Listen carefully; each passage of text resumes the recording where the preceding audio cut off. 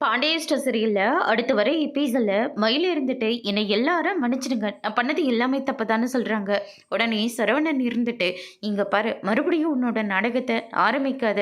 இங்க யாருமே உன்னோட நாடகத்த நம்புறதாவே கிடையாது. தேவையில்லாம இங்க நின்னு பேசிட்டு இருக்காத. என் அப்பா சொல்ல ஒரே ஒரு வார்த்தைக்காக தான் நான் வெயிட் பண்ணிட்டு இருக்கேன். தயவு செஞ்சு இந்த வீட்ட விட்டு நீ வெளிய போனேன்னா, நான் ரொம்ப சந்தோஷப்படுவேன். போறதுக்கு முன்னாடி நான் கட்டின தாலின்னு ஒண்ணு இருக்குல்ல, அத நீ கழட்டி வச்சுட்டு போ" அப்படின்ற மாரி சொல்றாங்க. இத கேட்ட உடனே மொத்த பேரும் வந்து ஷாக் ஆகுறாங்க.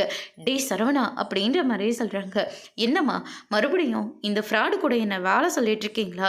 அதுக்கு நான் பேசாம செத்தே போயிடுவாம்மா" அப்படின்ற மாரியே சொல்றாங்க. ஐயோ மாப்ள, என்ன இது பெரிய பெரிய வார்த்தையெல்லாம் பேசிக்கிட்டு இருக்கீங்க. ஏதோ நாங்க ஏதோ பொண்ண கட்டி குடுத்துக்கிறதுக்காக இவ்ளோ பெரிய பொய்ய சொல்லிட்டோம். அதுக்காக மன்னிச்சு விடாம இப்படி தாலி அறுத்து வச்சுட்டு போனா என்ன அர்த்தம் மாப்ள? அப்படின்ற மாரி சொல்றாங்க. "பாத்தீங்களா சம்மந்தி, உங்க பையன் ஏதோ உங்களுடைய வளர்ப்புன்னு சொன்னீங்களே, ஆனா இப்ப பாருங்க எப்படியெல்லாம் பேச்சு பேசுறாங்கன்னு" அப்படின்ற மாரி சொல்லிறாங்க. அவன் சொல்றதுல என்ன தப்பு இருக்கு? அப்படின்னு சொல்லிட்டு பாண்டியனும் வந்து சொல்லிறாங்க.